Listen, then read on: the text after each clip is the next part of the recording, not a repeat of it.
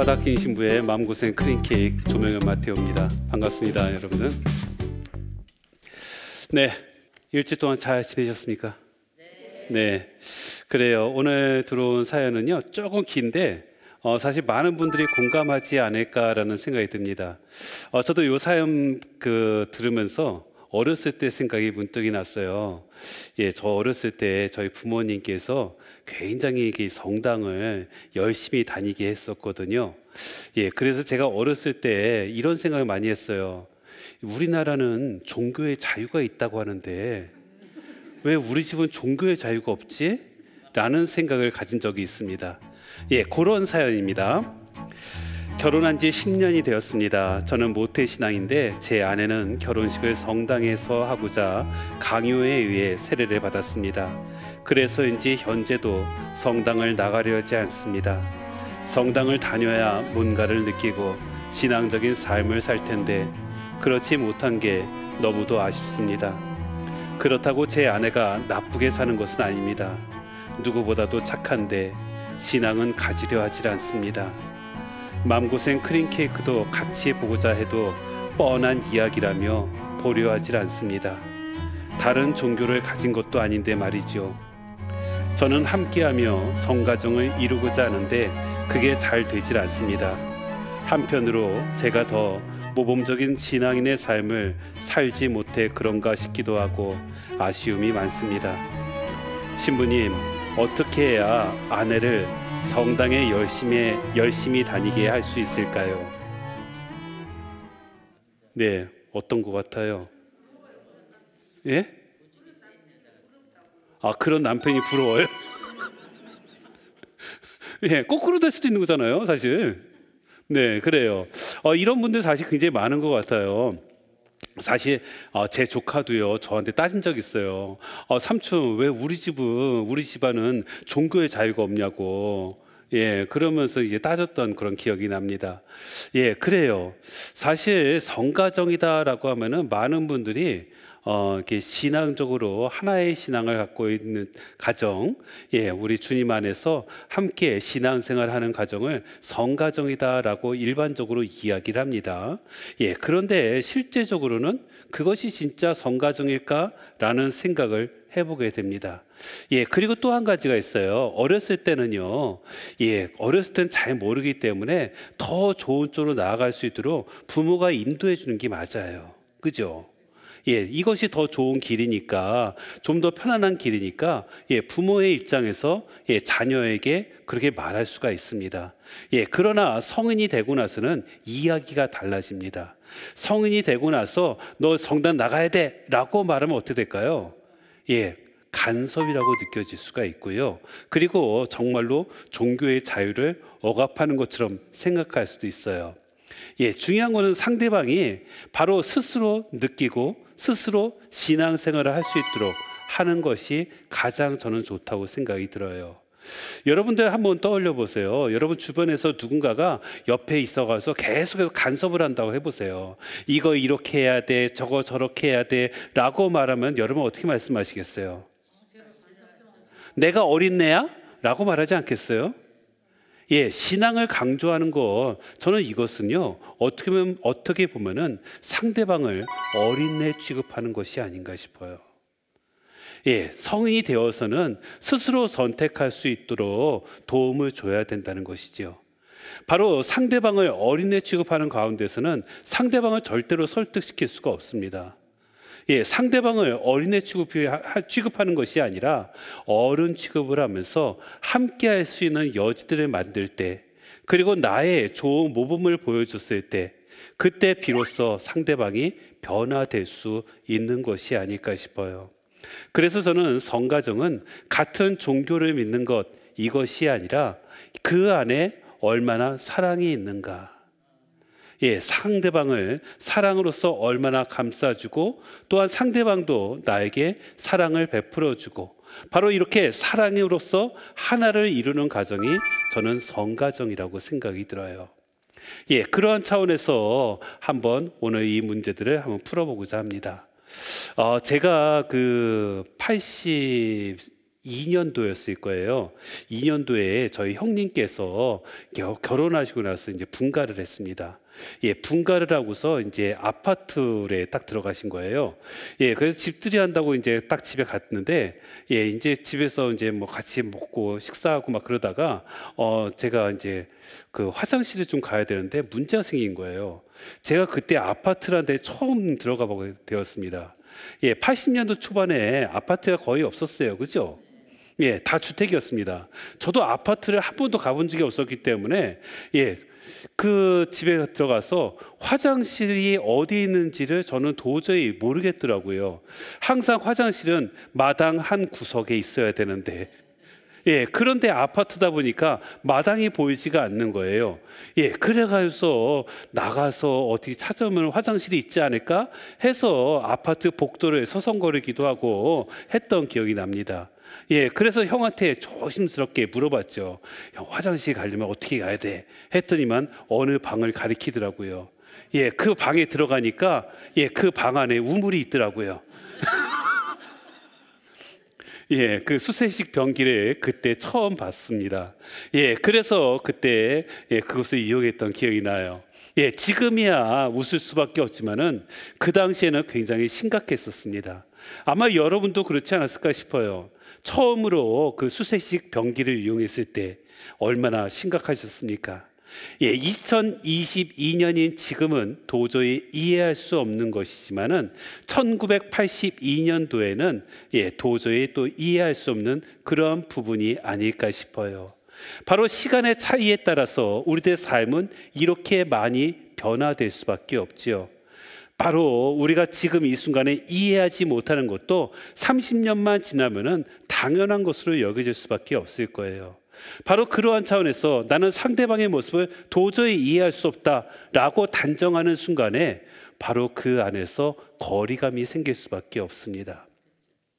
나와 신앙생활을 다르게 한다는 이유, 예, 이것을 내가 단정 지을 필요가 없다는 거예요. 바로 이 신앙생활을 통해서 내가 어떤 이점을 받고 있는지 그런 모습들을 나의 삶을 통해서 보여준다면 분명히 상대방도 변화될 것입니다. 종종 이런 분들을 보게 돼요. 자기 자녀들 때문에 걱정이라고 하면서 저한테 이렇게 상담 비슷하게 물어보십니다. 자기 자녀가 어렸을 때 얼마나 모범생인지 모른다는 거예요. 예, 그러면서 어렸을 때 복사까지도 쓰면서 정말로 열심히 신앙생활을 했다고 합니다. 그런데 지금은 성당에도 안 나가는 것은 물론이고 자기의 방 밖으로 나오질 않는다는 거예요. 하루 종일 게임만 한다는 거예요. 모범생이었던 이 아이가 왜 이렇게 되는지 모르겠다고 하면서 눈물을 흘리십니다. 어떨 것 같아요? 속상하시겠죠. 모범생인 아이가 왜 이렇게 됐을까? 그런데 제가 책을 보다가 이런 것을 보게 됐어요. 어떤 아주 유명한 패션 디자이너가 있었습니다. 근데 이 패션 디자이너에게 어떤 자매님께서 찾아와서 물어보는 거예요. 내 자녀가 패션 디자이너를 하려면은 무엇을 공부해야 됩니까? 라고 물어봤대요. 그랬더니만 이렇게 물어보더래요. 당신 자녀가 모범생입니까? 라고 물어봤대요. 그랬더니 모범생이죠. 엄마 아빠 말 잘 듣고 또 이렇게 공부도 얼마나 열심히 하는지 모릅니다. 라고 말을 했대요. 그랬더니 그 패션 디자이너가 하는 말이 그렇다면은 다른 길을 알아보는 게 좋겠습니다. 라고 말하더래요. 왜요? 라고 반문을 했더니만 이렇게 대답하더라는 것이죠. 바로 모범생으로 살았다는 것은 자기가 가지고 있는 틀에서 절대로 벗어나지 못한다고 합니다. 모범생의 삶을 살았기 때문에 여기서 벗어나는 삶을 살게 되면은 그 안에서 커다란 혼란을 느낄 수밖에 없다는 거예요. 그렇기 때문에 그 아이는 패션 디자이너로서는 맞지 않는 것 같습니다. 라고 말을 하더라는 겁니다. 앞서 말씀드렸던 그 부모, 부모의 입장에서 자기 자녀가 모범생이었던 거죠. 자기의 입장에서 모범생이 중요한 것이 아니라 이 사회 안에서 어떻게 빛과 소금의 역할을 할 것인가, 이것이 더 중요했던 것이 아닐까 싶어요. 그런데 많은 부모님께서 자기의 입장에서 보는 모범생을 만들려고 노력을 합니다. 그런데 자기 입장에서 바라보는 모범생이 항상 정답이었느냐? 그것은 아니었다는 거예요. 예, 그리고 그 삶이 가장 행복한 삶이냐? 그것도 아니라는 거예요. 예, 부모의 입장에서 바라보는 모범생의 모습이 아니라 자녀의 입장에서 바라보는 새로운 삶을 항상 만들어줄 수 있는 것, 이것이 부모로부터 이루어져야 되지 않을까 했습니다. 바로 있는 그들의 모습을 인정하고 지지해주는 그 모습 안에서 바로 자녀의 새로움이 나올 수밖에 없다는 것이죠. 어쩌면은 계속해서 부모님께서 모범생을 항상 외치다 보니까 자녀들은 그 문 밖을 나오지 못하게 된 것이 아닐까 싶어요. 그래요. 바로 예수님도 이 모범생은 별로 좋아하지 않았던 것 같아요. 예, 여러분 생각을 해보세요. 예수님께서 12제자 뽑으셨잖아요. 예, 12제자들 중에서 모범생 몇 명이나 될 것 같아요? 예, 하나하나 따져보면은 그렇게 모범생 같지 않아요. 그렇죠? 예, 성격도 좀 지랄 맞았잖아요. 예, 베드로만 해도 얼마나 다혈질이었습니까? 그죠? 예, 그 다음에 또 열심히 공부 좀 했을까요?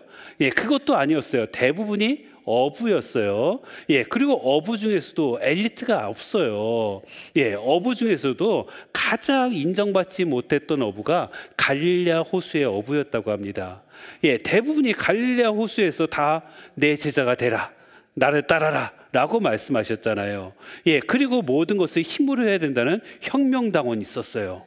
예, 예, 그리고 또 어떤 사람이 있었습니까? 예, 그리고 그 당시에 사람들이 모두 손가락질했던 세리도 있었죠. 예, 그것도 부족해서 당신을 팔아놓은 게 유다 이스카리오까지도 당신의 제자로 뽑으세요. 예수님 모범생 뽑았어요? 아니었던 것 같아요. 만약에 이 세상의 관점으로 모범생을 뽑아야 된다?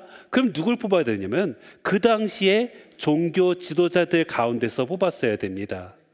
그 당시에 율법학자나 바리사이나 사두가이파나 예, 그들 중에서 당신의 제자로 뽑았을 거예요. 그렇지 않다는 것은 우리들 살고 있는 이 세상도 모범생의 삶이 정답은 아니라는 거죠. 바로 세상 삶을 살아가는데 모범생의 삶이 아니라 어떻게 하면 주님의 뜻대로 살아갈 수 있는가, 이것에 우리가 항상 염두에 두어야 할 것 같습니다. 사실 우리가 나이가 들면은 이제 할 수 없는 것들이 굉장히 많아진다고 생각을 해요. 예, 할 수 없는 거 뭐가 있을까요? 우선 저 같은 경우는 네? 맞아요, 달리기. 예, 제가 예전에 신호가 파란불에서 빨간불로 되기 전에 깜빡이잖아요. 저 그때 파란불 딱 보면은 깜빡이는 파란불 보면 무조건 뛰었거든요. 예, 요즘에는 딱 깜빡인다 그러면 포기입니다. 못 뛰겠더라고요. 도가니가 아파서. 네, 그리고 또 뭐가 있어요? 이 나이가 들면은 뭘 보려고 하지 않아요. 왜냐하면 잘 안 보이거든. 예, 특히 노안이 오다 보면은 왜 이렇게 조그만 글씨가 많은지. 예, 제가 이게 약병에 적혀 있는 글씨 보는 게 제일 짜증 나는 것 같아요. 이거는 돋보기로 가지고 봐야지 도저히 볼 수가 없습니다. 그래요. 나이가 들면은 우리가 못해지는 것들이 굉장히 많아지는 것 같습니다. 그러다 보니까 우리는 이게 나이가 들면은 내가 이제 하지 못하는 것 같아 하면서 스스로 포기를 하지요. 예, 특히 우리가 기억력도 많이 감퇴한다고 해요. 예, 여러분 젊었을 때는 빠릿빠릿하지 않았습니까? 예, 그런데 나이가 들면 들수록 어떻게 해요? 깜빡깜빡합니다. 예, 빠릿빠릿한 게 아니라 깜빡깜빡거려요. 예, 금방 잊어먹기도 하고요. 기억력도 안 좋은 것 같고. 예, 그런데 우리가 가지고 있는 이 뇌가요, 나이가 들수록 좋아지는 것도 있대요. 뭐냐면은 첫 번째가 새로운 정보에 대해서 주의를 기울일 수 있는 능력은 더 증가한다고 합니다. 그리고 두 번째는요, 중요한 것에 대해서는 집중할 수 있는 능력이 있대요. 이 두 가지는 나이가 들어서 좋아진다고 합니다. 예, 첫 번째가 새로운 정보에 대해서 주의를 기울이는 것, 두 번째가 중요한 것에 대해서 집중하는 것. 예, 그런데 이 모습을 취하지 못할 때가 종종 있는 거예요. 예, 여러분들 새로운 것 있는 것 같아요, 없는 것 같아요? 많다고 생각하지만 실제로는요, 대부분 어떤 말씀을 하시냐면 내가 그거 해봤는데 소용없더라. 예, 하늘 아래 새로운 곳이 어딨어 하면서 새로운 것을 받아들이지 않더라는 거예요. 예, 사실은 조금만 바라보면은요, 조금만 다른 각도로 바라보면은 새로운 것들이 굉장히 많고요, 내가 주의를 집중할 수 있는 것들이 굉장히 많습니다. 그런데도 불구하고 우리는 새롭게 바라보지 않는 거예요. 예, 어떤 것을 바라봤을 때 우와 하면서 우리가 새롭게 바라본다면 그게 그 안에서 내가 집중할 수 있고 그 안에서 중요한 것이다 하면은 중요한 것을 더욱더 내가 마음에 새길 수 있을 겁니다. 그런데 우리들은 그것을 새롭게 바라보지 않는 거예요. 여러분, 삶 안에서 감탄사를 얼마나 많이 외쳤는가 한번 떠올려 보세요. 우와 하면서 감탄사를 외치는 사람은 무엇이든지 새롭게 바라보면서 내 뇌를 더욱더 젊게 만들 수가 있습니다. 바로 이렇게 감탄사를 외치는 사람들은요, 어렵고 힘든 상황 안에서도 그 안에서 새로움을 발견할 수밖에 없어요. 그리고 역사 안에서 그런 사람들이 이 역사를 바꿨다는 것을 알 수가 있습니다. 여러분들 루즈벨트 대통령 아실 거예요. 루즈벨트 대통령이 아주 건강했을까요? 아니었어요. 소아마비였죠. 예, 여러분들 이렇게 음악 좋아하시는 분들은 베토벤 아실 거예요. 베토벤은 아무런 장애가 없었을까요? 아니었어요. 귀가 들리지 않았습니다. 예, 그리고 링컨 한번 떠올려 보시죠. 링컨은 미국 사람들이 가장 존경하는 대통령이고 정치인이죠. 그런데 링컨은 유일하게 빈민가 출신이었어요. 예, 아주 가난했었고 그리고 낙선도 굉장히 많이 했었다고 하죠. 예, 그리고 마틴 루터 킹 한번 떠올려 보시죠. 굉장히 존경하는 그러한 흑인 지도자시죠.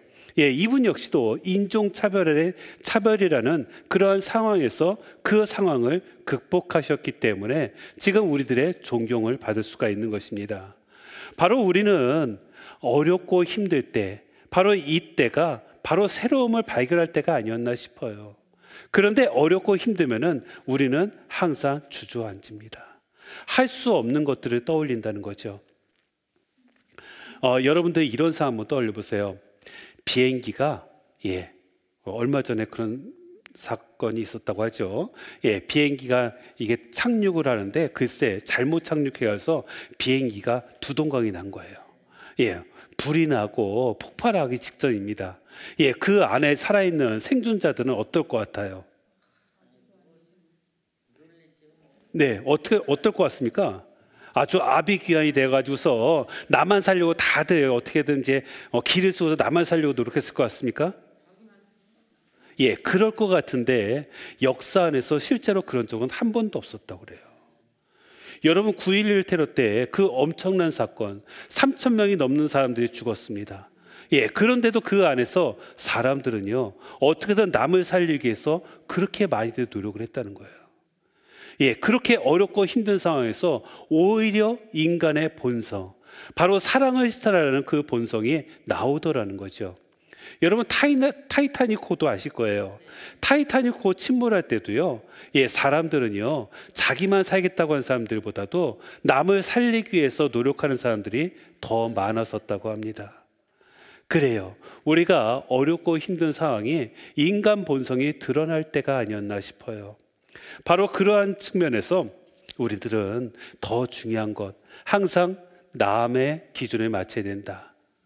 어떤 정신과 의사가 이런 얘기를 하시더라고요. 과로로 번아웃 증후군에 걸리신 분들, 예, 그리고 자존감이 낮은 사람들, 예, 이런 사람들을 치료할 수 있는 방법이 있대요. 예, 이러한 사람들 치료하는 방법이 뭐냐면은 무언가를 돌보면 치료가 된다고 합니다. 예, 많은 이가 자기만을 생각한다는 거예요. 예, 그래서 무언가를 돌보라고 이렇게 조언을 하면은, 아유, 나 이 몸뚱아리 돌보기도 힘든데 누굴 돌보겠어요? 라고 말을 한다고 합니다. 그런데 누군가를 돌보는 그 노력을 통해서 내 자신이 치유되기 시작한다는 거예요. 이것을 뭐라고 하냐면 도움 치료라고 합니다. 그래서 우리는 내가 누군가를 위해서 애쓰는 그런 마음들, 사랑하는 마음들, 바로 이러한 것들을 통해서 바로 내 자신이 치유가 되고, 그리고 이 세상 안에서 주님의 뜻을 전파할 수 있게 될 것입니다. 그래서 우리가 주님을 좋아하는 방법, 이것도 한번 떠올려 보죠. 제가 신학생 때 산악반을 다니면서 그때 이제 그 어떤 산악인의 말을 듣게 되었어요. 1922년도 하버드 대학에서 조지 멜러니 경이 히말라야 산맥을 정복을 하고 나서 처음으로 이런 질문을 받았다고 합니다. 왜 산에 오르려고 하십니까? 내려오려고. 어차피 내려갈 거 못하러 올라가요. 그때 조지 멜러니 경이 이런 말을 했다고 하죠. 그곳에 산이 있으니까요. 굉장히 멋있었거든요. 그래서 제가 이 산악반에 계속 했던 이유이기도 해요. 그곳에 산에 있으니까 나는 산에 간다. 그런데 산을 좋아하다 보니까 뭐가 생기냐면요. 제일 재미있는 책이 뭔지 아세요? 산을 좋아하게 되면서 제일 재미있는 책, 등산 지도예요. 등산 지도만 봐도 얼마나 재미가 있는지 몰라요. 그러면서 나만의 등산 루트를 만들기도 합니다. 그러면서 등산 지도 보는 거 너무 재미있고요. 그 다음에 어떤 물건을 사면 제일 기분이 좋을까요? 맞아요. 등산용품 사면 너무나도 기분이 좋은 거예요. 그리고 이 등산용품을 어떻게 써먹을까? 요걸 생각하면서 너무나도 행복한 시간을 보냅니다. 그러면서 등산용품 다 들고 나서 배낭에다 짊어지고서 이제 산에 오르면 얼마나 기분이 좋은지 몰라요. 그런데 재밌는 것이 있더라는 거예요. 제가 이제 신부가 되고 나서 이게 바쁘기도 하고 또 잘 안 가기도 하고 하다 보니까 등산을 안 하게 되었어요. 안 하다 보니까 예전처럼 등산 지도 보면서 기뻐할까요? 안 그래요. 등산 용품 보면서 기분 좋아할까요? 그렇지 않더라고요. 예전에는 산 자체를 좋았기 때문에 산과 연관된 모든 것이 좋았어요. 그런데 지금은 산을 그렇게 좋아하지 않다 보니까 이제는 산과 연관된 거 그렇게 좋아하지 않습니다. 종종 이런 분들을 만나요. 주님에 대해서 내가 내 성당 가는 것도 너무 부담되고 성경책 읽는 것도 너무 부담되고 너무 힘들다라고 말씀들 하십니다. 왜 그럴까요? 맞아요. 주님을 안 좋아해서 그래요. 주님을 좋아하게 되면은 성당 나가는 것이 막 설레게 돼요. 그죠? 주님을 좋아하게 되면은 피정하고 강의 듣고 성경책 보고 그런 모든 것들을 다 좋아할 수밖에 없어요. 따라서 만약에 성당 가는 것을 힘들어하고 어려워한다면은 주님을 좋아하지 않는 거구나라고 생각하시고 주님을 좋아하게끔 만드는 방법들을 떠올려 보셔야 됩니다. 주님을 좋아하게 하는 방법 뭐가 있을까요? 주님을 좀 알기 위해서 성경을 같이 읽는다거나, 아니면은 주님께서 그렇게 이렇게 성경책 보고 기도하는 거 이것이 전부라고 말씀하지 않으셨거든요. 마르타와 마리아의 그 이야기를 통해서도 알 수 있듯이 주님께서는 마리아처럼 영적인 활동을 하는 것도 인정을 하셨고 마르타처럼 육적인 활동을 하는 것도 인정을 하셨습니다. 결국 같이 봉사활동 다니는 것도 바로 주님의 사랑을 증거하는, 바로 주님과 함께하는 삶이 되지 않을까 싶어요. 바로 그러한 차원에서 주님을 좋아할 수 있는 방법들을 무조건 따져보는 게 중요하다는 거죠. 어린애 취급하면서 너 성당 안 나오면 너는 천당 못 가 라고 말하면은 어떻게 되겠어요? 너나 가 라고 말할지 모릅니다. 그래요. 그래서 우리가 다양성을 좀 인정하면 좋겠어요. 그 심리학자 융이 있어요. 심리학자 카를 구스타프 융이 있는데 그 카를 구스타프 융이 이런 말을 했습니다. 순전히 외향적인 사람이나 순전히 내향적인 사람 같은 건 없다. 그런 사람은 정신병원에 있다.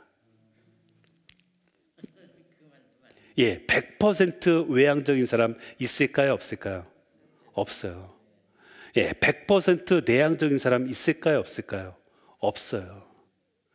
저도요, 사실 어렸을 때는 굉장히 내향적인 것 같았어요. 예, 그런데 내향적인 것 같은데, 제가 대학원 때 그 MBTI 요즘 많이들 하시더라고요. 예, 하시죠.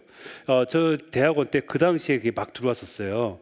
예, 그래서 제가 그 세미나를 제가 준비를 했었고, 그때 좀 한 학기 동안 그 공부를 했던 기억이 납니다.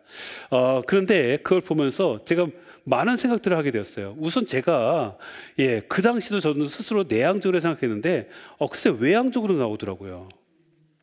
예, 그래서 이거 틀렸다, 거짓이다 했는데 생각해 보니까 내 안에 그런 모습도 있더라는 것이죠. 예, 그리고 내가 겉으로 보이는 것은 내향적인 모습이지만 실제로 내 안에는 외향적인 모습이 더 강했던 것이지요. 예, 그리고 그때 공부하면서 또 느꼈던 것이 있어요. 어떻게 사람의 성격을 16가지로 단정 지을 수 있는가? MBTI 해보셨습니까? 네? 문항이 더 많다고요? 그 조항은 딱 총 16개 성격이에요. 예, 그래서 그 세부적으로, 그래서 이제 그 어느 퍼센트 더 올라가는가 그 기준이 다른 거거든요. 그래서 세부적으로 나올 수는 있겠지만은 아무튼 사람의 성격을 16가지로 규정한다는 것 자체가 저는 좀 말이 안 된다고 생각이 들었습니다.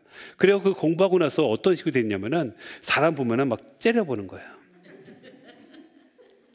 이 사람이 내향적인가 외향적인가. 예, 내가 사람을 구분하게 되더라고요. 예, 그러면서 이렇게 해서는 안 되겠다. 왜냐하면 인간 안에는 다양한 모습이 있으니까. 예, 주님 역시도 우리에게 다양한 모습으로 다가오시죠. 주님께서 만약에 똑같은 모습으로 다가오셨다면은 우리 역시도 똑같은 모습으로 다가가면 될 거예요. 하지만 주님께서는 너무나도 다양한 모습으로 우리에게 다가오고 계십니다. 그래서 내 자신이 주님을 드러낼 수 있는 향기를 간직하는 것이 저는 필요하다고 봅니다. 제가 신학생 때 이런 일이 있었습니다. 제가 신학생 때 고민을 좀 많이 했었어요. 모든 신학생들이 다 그럴 거예요. 우선은 신학생 때 우선 신부님들은 결혼을 안 하잖아요. 예, 그러다 보니까 신학생 때 고민을 많이 합니다. 내가 평생 독신으로 살 수 있을까? 예, 이 문제 많이 고민을 해요. 저 역시 이 고민을 많이 했었습니다. 예, 그러면서 내가 신부가 돼야 될까? 신부 말고 신랑이 되는 게 더 낫지 않을까? 예, 하면서 고민을 많이 했어요. 예, 그러면서 신랑이 되는 게 더 나을 것 같기도 하고 신부가 되는 게 더 나을 것 같기도 하고 막 고민을 하다 보니까 제가 어떻게 하겠어요? 굉장히 힘든 시간을 보낼 수밖에 없었습니다. 그때가 대학원 때였을 거예요. 예, 그런데 방학 때 본당에 떠갔는데 본당에서 어떤 신자분께서 저한테 이런 말씀을 하세요. 신부님, 학사님은 늘 행복해 보여요. 그래서 학사님 보면은 기분이 좋아요. 라는 말씀을 하시는 거예요. 제 마음은 힘들어 죽겠는데 근데 행복해 보인다는 거예요. 그래서 저분도 눈 진짜 시력이 안 좋은가 보다 라고 생각을 했었거든요. 근데 지금 생각해보면 그분의 말씀이 좀 이해가 돼요. 왜냐하면은 그분께서는 어떤 것을 본 것이냐면 저의 외적인 모습을 본 것이 아닌 것 같아요. 그것보다는 주님을 선택하고 주님과 함께하고 있는 제 모습을 봤던 것 같아요. 바로 주님이 함께하다 보니까 좋게 보였고 행복해 보였던 것이 아닐까 싶습니다. 바로 지금은 저 자신도 스스로 행복하다고 생각을 합니다.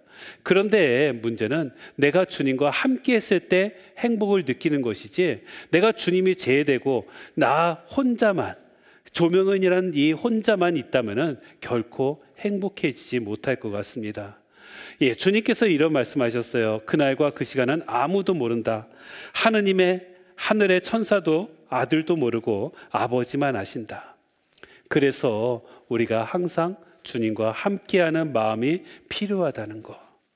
예, 아마 어르신들은 다 아시겠지만은 저는 제가 잘 몰랐던 게 하나 있었어요. 저도 뭐 살림을 하지만은 저는 빨간 고추하고요, 파란 고추하고요, 서로 다른 고추인 줄 알았거든요. 네, 똑같은 고추라며요. 똑같은 고추나무라고 하더라고요. 그래서 저는 빨간 고추만 나는 나무가 있고 파란 고추만 나는 나무가 있는 줄 알았어요.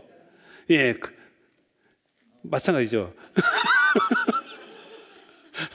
예, 그런데 알고 보니까 예, 똑같은 나무에서 처음에 파란 고추였다가 그다음에 빨간 고추가 되는 거더라고요. 예. 그래서 똑같은 나무에서 이렇게 나온다는 거, 이 사실이 저는 정말 깜짝 놀랐거든요. 예, 그런데 이런 생각이 들었어요. 우리 모두가 어쩌면은 하느님이라는 나무 아래서 창조된 존재가 아닌가.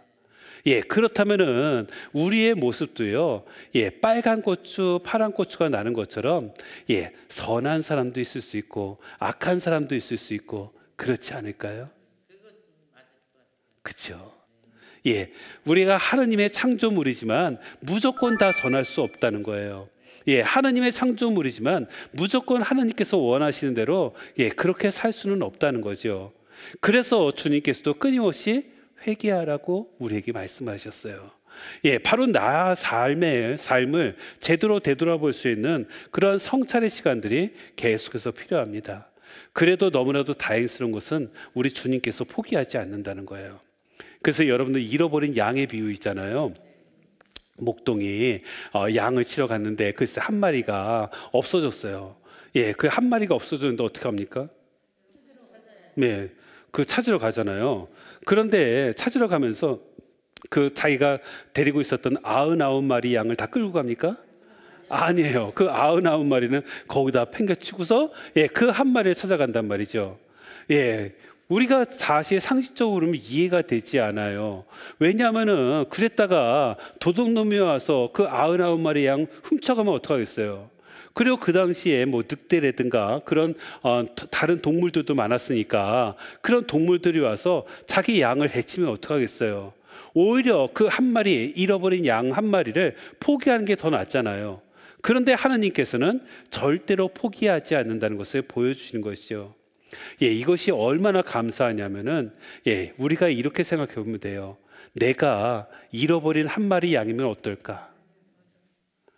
예, 내가 그 99마리에 있는 게 아니라 내가 잃어버린 한 마리 양이라면은 예, 목동이 나를 찾기를 원하겠어요? 그냥 대를 위해서 소를 희생해야 돼. 네가 알아서 희생해라. 예, 이렇게 하길 원하겠어요? 예, 맞아요. 나를 찾기를 원하신단 말이죠. 예, 그래서 우리 역시도 절대로 포기해서는 안 돼요. 그래서 하나님께서 우리를 포기하지 않듯이 우리 역시도 사람을 포기해서는 안 되고 어떻게든 사랑으로서 함께하는 모습 필요합니다. 예, 그러기 위해서는 우리가 끊임없이 질문도 많이 던져야 돼요. 제가 예전에 수영 배울 때가 생각나요. 저는 수영을 좀 늦게 배웠습니다. 그래서 신부대에서 배웠어요. 예, 신부대에서 배웠는데 사실 남자라서 그런지 이렇게 그 강사가 남자 수영 코치가 이렇게 가르쳐 주는데 좀 이게 이것저것 물어보기가 좀 그렇더라고요. 예, 그런데 어떤 자매님이 딱 오셨는데 야, 그렇게 말 많은 자매님 처음 봤어요. 예, 그냥 수영하지 않을 때는 코치한테 가서 계속해서 뭔가를 물어보는 거예요. 예, 그래서 자기 수영 자세라든가, 예, 발 모양이라든가 그런 것들을 계속해서 물어보는 겁니다. 예, 저는 그냥 알아서 하면 되지 뭐라고 생각이 들었거든요. 그런데 그 자매님께서 한 달도 안 돼가서 상급반으로 올라갔어요. 계속해서 묻다 보니까 실력도 향상이 되더라는 거죠. 예, 묻지 않았던 저는 어떨까요? 예, 몇 달 그 자리에 계속 있었어요. 네, 맞아요. 바로 질문을 계속하면은 새로운 것들을 알 수가 있습니다. 예, 내가 만약에 사랑하는 내 와이프가 같이 성당 나가기를 원한다면은 와이프한테 계속 질문을 던져줬으면 좋겠어요. 그래서 스스로 선택할 수 있는 여지들을 만들어주면서 어른으로서 인정해 주셨으면 좋겠습니다. 바로 그러한 모습들이 굉장히 필요하다는 것이죠. 예, 그리고 우리가 신앙 안에서 또 중요한 것이 하나 있습니다. 신앙 안에서 제일 필요한 것은 그 안의 의미를 우리가 항상 생각해야 된다는 거예요. 제가 어느 신부님의 이야기를 들은 적이 있습니다. 그 신부님께서 어느 할머니께서 편찮으시다는 말씀을 듣고서 병자성사를 주러 갔대요. 예, 그런데 그 할머니께서 굉장히 편찮으셨다고 합니다. 예, 굉장히 편찮으신 상태에서 예, 병자성사를 받으면서 신부님한테 아유, 신부님, 저를 위해서 이렇게 마지막까지 이렇게 병자성사 주셔서 너무나도 감사합니다. 제가 하늘나라 가면은 제가 신부님을 위해서 기도할게요 라고 말씀을 하시더라는 거예요. 예, 그래서 이 신부님께서 아유 그래요 할머니 꼭 하늘나라 가시면 저 위해서 기도해 주셔야 돼요 라고 이렇게 새끼손가락 걸고서 약속을 했다고 합니다. 근데 할머니께서는 그때부터 계속해서 기도를 하셨다는 거예요. 예, 자기 아파가서 힘든 그 상태에서도 자기가 무엇을 해야 되는지 알고 계셨던 것이죠. 예, 그리고 하늘나라 가서도 자기가 할 일이 있어요, 없어요? 있어요. 뭐 해야 돼요? 예, 신부님 위해서 기도해야 돼요. 예, 그 자기가 하늘나라 가서 해야 될 것들을 간직하고 계시다 보니까 돌아가실 때 그렇게 편안하게 돌아가셨대요. 내가 해야 될 것이 있으니까. 그래요. 내가 해야 될 것이 있는 것, 예, 이것이 자기의 존재의 의미를 찾는 것이 아닌가 싶습니다. 예, 여러분도 여러분 존재의 의미를 어떻게 찾고 있는지 떠올려 보았으면 좋겠어요. 그래서 우리가 이게 죄나 악이라든가 그런 것들을 따져볼 때 여러 가지 그 심리적으로 정신과 의사 선생님들이 하시는 말씀들이 있어요. 예, 사회적으로 커다란 무리를 일으키는 범죄자들이 있습니다. 예, 이 사람들에게 그런 흉악 범죄자들의 공통점들을 이렇게 찾아보게 되었다고 그래요. 예, 그런데 그들이 썼던 글들 그리고 그들이 했던 말들 보면은 항상 주어가 뭐냐면 나래요, 나. 예, 나라는 단어가 주로 쓰인다는 것을 보게 되었다고 합니다. 예, 그들은 그런 흉악 범죄자들은요, 우리라는 단어를 쓰지 않는데요. 항상 나만 쓴대, 나. 예, 바로 나만을 바라보고 있고요. 우리를 생각하지 않기 때문에 우리가 함께 살아가는 그 규칙들을 어겨도 된다라고 생각하는 거죠. 예, 그래서 흉악범이 된다는 거예요. 예, 주님의 말씀도요, 예, 나가 아니었어요. 예, 주님의 말씀도 항상 우리가 기준이었습니다. 예, 그래서 항상 우리 삶 안에서 우리라는 것을 떠올리면은 우리가 죄로부터 멀어질 가능성이 더 많다는 거죠. 그러나 나라는 말을 많이 쓰고 나라는 말에 맞게 거기에 맞는 행동들을 한다면은 우리는 죄와 너무나도 가까워질 수밖에 없습니다. 예, 이 죄라는 것이 얼마나 무섭냐면요. 저도 이 코로나 확진이 된 적이 있어가지고서 좀 힘든 경험을 했어요. 예, 그런데 여러분 한번 이런 거 떠올려 보세요. 어느 밀폐된 공간이 있습니다. 예, 어느 밀폐된 공간이 있는데 거기에 건강한 사람 9명이 있고요. 예, 코로나 확진자 한 명이 있어요. 예, 그러면 어떻게 될까요? 아주 밀폐된 공간에 예, 아주 좁은 공간이에요. 예, 그 좁은 공간에 건강한 사람 9명이 있고 확진자 1명이 딱 있다. 예, 그럼 어떻게 될까요? 예, 다 확진자 될까요? 예, 그 건강한 사람 9명이니까. 예, 그 건강한 사람들의 에너지에 의해서 그 1명의 확진자가 건강해지지 않을까요?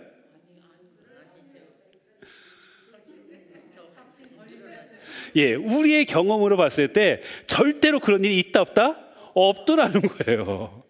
예, 그 1명의 확진자로 인해서 그 건강한 사람 9명도 다 확진자가 될 수 있더라는 것이죠. 그죠?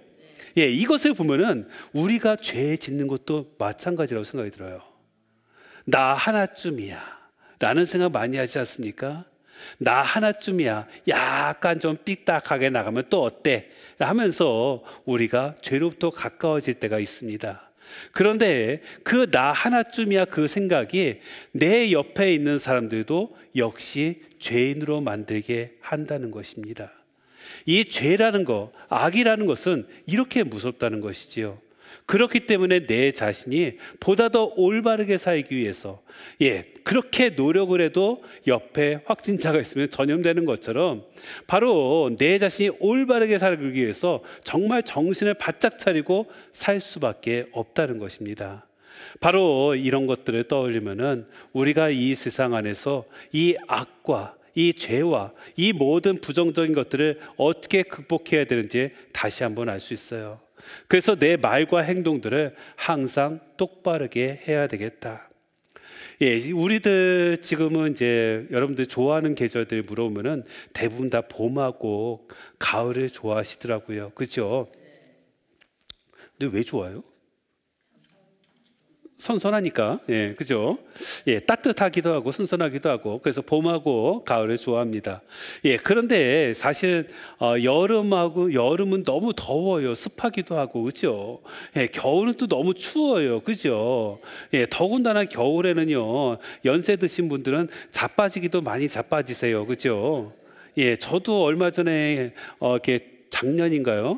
저쪽 계단에서 저 맨 위에서도 밑에까지, 예, 엉덩이를 쾅쾅쾅 찌면서 내려갔던 기억이 있어요. 예, 이게 미끄러지기도 하고, 그래서 저도 겨울을 별로 좋아하지 않습니다. 또 겨울에 교통사고도 다 겨울에 일어났어요. 예, 그러다 보니까 겨울을 상당히 싫어합니다. 그런데 사실 내가 봄하고 가을이 좋다고 해서, 예, 여름하고 겨울을 그냥 통과시킬 수 있을까요? 그렇지 않아요. 봄하고 가을이 좋은 것은 여름하고 겨울이 있기 때문에 좋은 것이 아닌가 싶어요. 예, 내 삶이 아름답고 멋진 삶이 될 수 있는 것은 내 삶 안에 고통과 시련이 있기 때문에 가능한 것입니다. 예, 이 고통과 시련을 무조건 거부할 것은 아니라는 것이죠. 우리 가족 안에서도, 예, 진정한 일치를 이루지 못해서 힘들다라고 생각할 것이 아니라 더 나은 삶을 위한 하나의 과정이라는 것을 떠올린다면은 바로 그 상태도 괜찮다라고 말할 수 있을 것입니다. 예, 예전에 제가 산악반 활동하면서 이런 일이 한번 있었습니다. 제 동창들하고 같이 설악산을 갔었어요. 설악산에 가서 제일 긴 코스로 가서 이렇게 종주를 하기로 했습니다. 예, 그런데 이렇게 설악산 그 종주를 하다 보면은 시장하기도 하고 힘드니까 이렇게 부식들을 많이 챙겨요. 예, 그런데 워낙 긴 거리를 등산을 하다 보니까, 예, 중간중간에 퍼지는 사람들이 생기게 됩니다. 예, 근데 한 동창이 저한테 부탁을 하는 거예요. 내 가방 안에 부식이 너무 많이 들어있어. 너무 무거운데 나랑 배낭 좀 바꿔 매자. 딱 그러더라고요. 예, 저는 그때만 해도 팔팔했으니까 그래, 막 바꿔줄게 하면서 제가 바꿔줬습니다. 예, 진짜 무겁더라고요. 예, 그러고서 산을 이제 올랐습니다. 예, 그런데 내려올 때 제 배낭은 너무 가벼워졌습니다. 다 먹을 거라 사람들이 피곤해서 야, 뭐 좀 먹고 가자 하면 제 배낭에 있는 거 다 빼서 먹게 된 거예요. 결국은 나중에 제일 가벼운 배낭이 됐어요. 예, 제가 그때를 떠올리는 이유는 뭐냐면은 어쩌면은 시간이 지나면 다 가벼워질 수밖에 없다는 거예요. 예, 내가 나누고 내가 베풀고 내가 사랑을 실천하게 되면은 다 가벼울 수 있는 나의 짐의 무게가 될 것입니다. 고통과 시련이 나를 너무나도 힘들게 하고 아무것도 하지 못하게 한다라고 생각하지 마시고 바로 그 안에서 감사거리를 한번 찾아보세요. 제 동창 신부가 언젠가 이 팔에 손가락에 기부스라고 왔어요. 그래서 너 뭐 했길래 손가락에 이렇게 기부스라고 다녀? 라고 말했더니만 자기가 생각해도 너무 어이가 없다는 거예요. 글쎄, 손가락 털다가 인대가 끊어졌대요. 네, 여러분들 손가락 함부로 털지 말아요. 네, 예, 손가락 털다가 인대가 부러져요. 예, 그래서 그 기부스를 하고 다니더라고요. 그러면서 야, 너희들도 다 나이 먹으면 다 이래. 예, 조심해야 돼라고 말을 하더라고요. 예, 저는 그렇게 어이없는 일은 없었거든요. 예, 생각해 보니 이것도 참 감사할 일이더라고요. 예, 저 사실 손 자주 털거든요. 예, 그런데 한 번도 그런 일이 없었습니다. 그래요. 우리가 생각해보면 감사할 일들이 얼마나 많은가. 아침에 일어나서 정말로 그 맑은 공기를 마시면서 기분 좋은 하루를 시작하는 것도 우리가 감사할 일인 것이죠. 예, 심지어는 죽음까지도 감사할 일이 될 수도 있다고 합니다. 예, 어느 의사 선생님께서 계세요. 근데 그 의사 선생님께서 자기를 진단했는데 글쎄 암 말기 판정을 받은 거예요. 예, 그리고 나서 자기가 이렇게 많은 생각을 했다고 합니다. 이제 얼마 남지 않았다는 그 사실을 바라보면서 처음에는 좀 힘든 시간을 보낼 수도 있었지만은 문득 드는 생각이 있었대요. 뭐냐면은 자기가 의사로 활동하면서 사람들 많은 죽음을 봤는데, 예, 많은 사람들이 자기가 왜 죽는지를 모르고 죽는다는 거예요. 그런데 자긴 그래도 내가 왜 죽는지는 알고 죽지 않냐고, 이것만 해도 얼마나 감사한 것이냐고 라고 말씀을 하십니다. 그래요. 어쩌면 이 죽음까지도 우리가 감사할 수 있는 이유가 충분히 될 수 있겠다라는 것이죠. 그래요. 그래서 우리가 이렇게 감사하면서 나의 삶을 새롭게 변화하면서 그리고 주님께서 나와 어떻게 함께 하시는지를 항상 떠올린다면 우리는 보다 더 이 세상 삶을 편안하게 살 수가 있을 겁니다. 제가 그 책을 보니까 이런 내용이 있더라고요. 실제 나이보다 젊어 보이는 7가지 방법. 많은 분들이 젊어 보이기를 원하잖아요. 그죠? 그런데 이거 보니까 그럴 수 있겠다 싶어요. 우선 첫 번째, 현실을 받아들이기. 두 번째, 균형 잡힌 식사하기. 세 번째, 사소한 일을 걱정하지 않기. 네 번째, 노래하기. 다섯 번째, 반려동물과 시간 보내기. 여섯 번째, 숙면 취하기. 일곱 번째, 종교 가져보기. 이렇게 하면은 젊어 보인대요. 공감이 안 가신가 봐요. 근데 제가 이 7가지를 한번 잘 따져봤어요. 이것의 핵심 줄기는 무엇인가? 바로 편안한 마음이 아닌가 싶어요. 서두르지 않고 편안한 마음을 갖게 되는 것. 그것이야말로 가장 젊게 사는 것이 아닌가 싶어요. 우리 주님께서 우리에게 이 세상을 바쁘게 살라고 말씀하신 적 없잖아요. 이 세상 안에서 돈 많이 벌라고 말씀하시지 않았거든요. 높은 데 올라가려고 그렇게 애쓰지 말라고 그렇게 하지도 않으셨고요. 더 중요한 것은 바로 주님 안에서 편안한 삶. 그렇기 때문에 가난한 사람이 행복할 수도 있고 슬퍼하는 사람이 행복할 수도 있고 박해받는 사람이 행복할 수도 있고 바로 이렇게 진복팔단에 나오는 그 행복이 현실화될 수 있는 것 같습니다. 우리도 너무 서두르지 않았으면 좋겠어요. 곧바로 그 응답의 결과가 이루어지길 바란다면은 우리는 폭삭 금방 늙어버릴 겁니다. 왜냐하면 하느님의 시간은 너무 긴 시간이거든요. 하나님의 기준으로 봤을 때는 곧바로 이루어지지 않을 것 같아요. 그런데 우리의 시간으로서는 너무나도 짧은 시간일 수밖에 없는. 그런데 그렇게 원한다면은 바로 하나님의 뜻대로가 아니라 바로 내 뜻만 계속해서 강조하면서 어렵고 힘든 삶을 살 수밖에 없을 겁니다. 그래서 우리가 하나님과 가까워지는 방법, 제가 곰곰이 따지다가 이런 얘기를 보게 되었어요.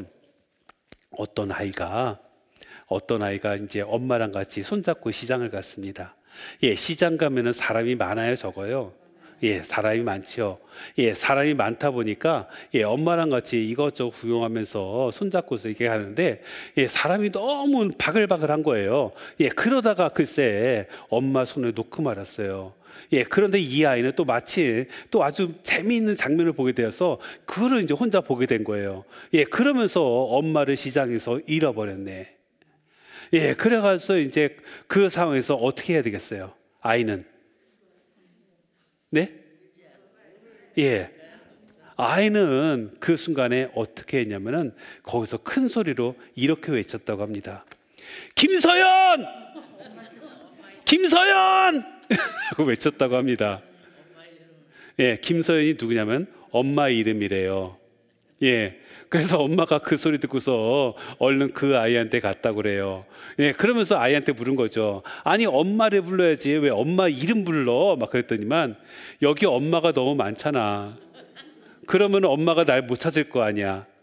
그래서 엄마 이름을 불렀지라고 말하는 거예요. 만약에 그 아이가 엄마 하면서 막 울었으면은 물론 엄마가 찾았을 거예요. 그죠? 아이의 목소리를 아니까. 그럼에도 불구하고 더 쉽게 찾을 수 있는 방법은 뭐예요? 엄마 이름을 부르는 거. 천재. 저는 이 얘기를 들으면서 우리가 하느님도요 나만의 이름으로 부를 수 있어야 될 것 같아요. 하느님과 나만 아는 이름. 우리가 종종 그냥 막연하게 하느님 하면서 외치는 것이 아니라 어떤 하느님라고 말씀하시면 어떨까 싶어요. 뭐 예를 들면은 쫀쫀하지 않은 나의 하느님.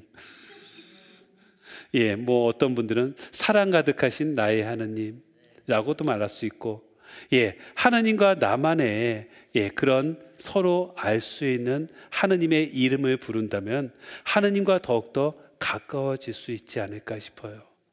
내 자신이 하느님과 이렇게 가까운 모습을 보일 때 남들도 그 모습을 보고서 하느님과 가까워질 수 있는 방법을 찾게 될 것입니다. 그러나 내 자신이 하느님과 멀리 떨어져 있다면 다른 사람들도 그 모습을 보고서 하느님과 절대로 가까워질 수는 없을 거예요. 그래요, 하느님과 어떻게 하면 더 가까워질 수 있는가, 이 점을 떠올려 보시면서 여러분들도 여러분의 하느님을 계속해서 외칠 수 있는 오늘이 되셨으면 좋겠습니다. 네, 오늘도 감사합니다.